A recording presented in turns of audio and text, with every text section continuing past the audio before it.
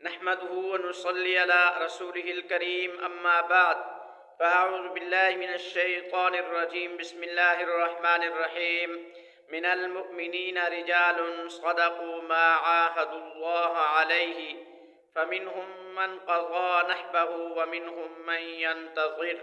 وما بدلوا تبديلا آمنت بالله صدق الله العظيم وقال النبي صلی اللہ تعالی علیہ وسلم اصحابی کالنجوم فبأیہم اقتدیتم اہتدیتم۔ انتہائی واجب الاحترام، قابل صد و تکریم، معزز سامعین و ناظرین، اس وقت آپ دیکھ رہے ہیں کیفی آفیشل علوم القرآن یوٹیوب چینل 691،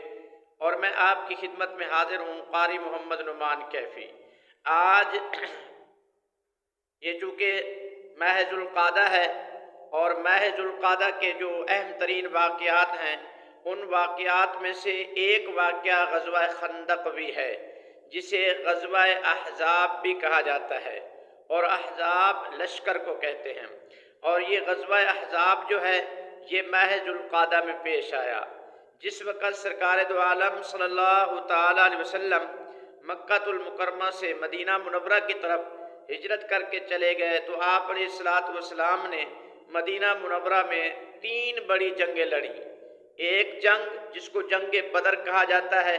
یہ ماہ رمضان مبارک میں لڑی گئی، اور ایک جنگ جسے غزوہ احد کہا جاتا ہے یہ ماہ شوال مکرم میں لڑی گئی، اور ایک جنگ جسے غزوہ احزاب بھی کہا جاتا ہے، جسے غزوہ خندق بھی کہا جاتا ہے، اور یہ ماہ ذوالقعدہ میں لڑی گئی۔ اور یہ غزوہ خندق کیوں پیش آیا کہ غزوہ خندق اس لیے پیش آیا کہ مدینہ منورہ کے اندر جتنے بھی قبائل تھے سارے کے سارے قبائلوں نے یہ آپس میں مشورہ کیا کہ ہم سب اکٹھے ہو کر یک لخت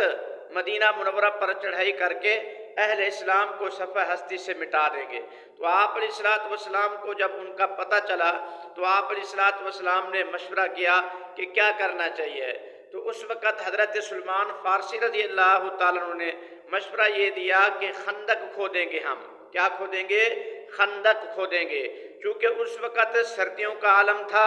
اور سردیوں کی وجہ سے مسلمانوں کے پاس جنگی وسائل جیسے خیمے وغیرہ ہو گئے، اور ان کے پاس کوئی ذاتی طور پر تحفظ نہیں تھا، اس لیے خندق کھودیں گے، اور تاکہ ہمیں بھی تحفظ ہوگا اور جو دشمن ہوگا وہ خندق کراس کر کے بھی نہیں جائے گا۔ تو خندق کھودی گئی، اور حضرت سلمان فارسی رضی اللہ عنہ نے اس کا مشورہ دیا، اور جس وقت خندق کھودی گئی، اور خندق کھودنا کوئی مشکل کام، آسان کام نہیں تھا، بہت مشکل کام تھا، تو صحابہ کرام نے خندق کھودی اور بہت لڑائی ہوئی، اور بڑی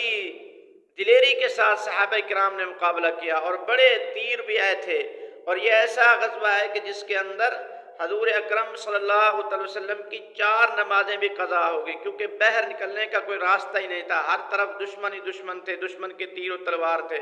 تو بہرحال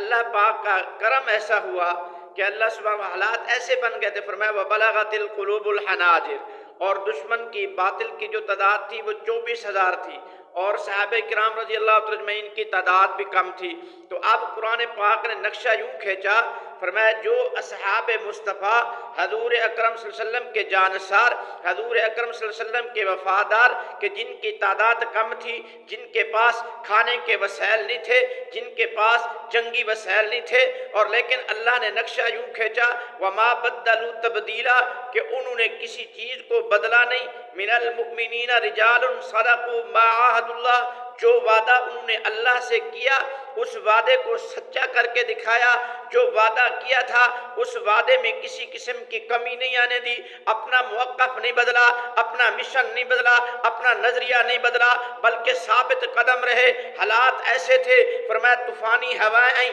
وما بدلوا تبدیلا، تب بھی انہوں نے اپنا موقف نہیں بدلا۔ فرمایا دشمن کی تعداد زیادہ تھی، لیکن فرمایا وما بدلوا تبدیلا، انہوں نے اپنا نظریہ پھر بھی نہیں بدلا۔ دشمن کی سازش بہت سخت تھی، وما بدلوا تبدیلا، پھر بھی انہوں نے اپنا مشن نہیں بدلا، موقف نہیں بدلا، اسلام کا دفاع کیا، حضور اکرم کا دفاع کیا۔ انہیں کہتے ہیں اصحاب مصطفیٰ، انہیں کہتے ہیں صحابہ کرام، انہیں کہتے ہیں صحابہ رسول، انہیں کہتے ہیں صحاب مصطفیٰ۔ یہ وہ لوگ ہیں جو ہر دور میں نبی علیہ الصلوۃ والسلام کے ساتھ تھے، نبی علیہ الصلوۃ والسلام کے ساتھ وفاداری کرنے میں حق ادا کر دیا، محبت میں حق ادا کر دیا، اطاعت میں حق ادا کر دیا، فرما برداری میں حق ادا کر دیا، جان قربان کرنے میں حق ادا کر دیا، ثابت قدمی میں حق ادا کر دیا۔ آج تو صحابہ پہ تبرہ کرتا ہے، آج تو صحابہ پہ انگلیاں اٹھاتا ہے۔ بتا وہ کون تھے جو بدر کے میدان میں نبی علیہ الصلوۃ والسلام کے ساتھ ڈٹے رہے، احد کے میدان میں ٹکڑے ٹکڑے کرا ڈالے،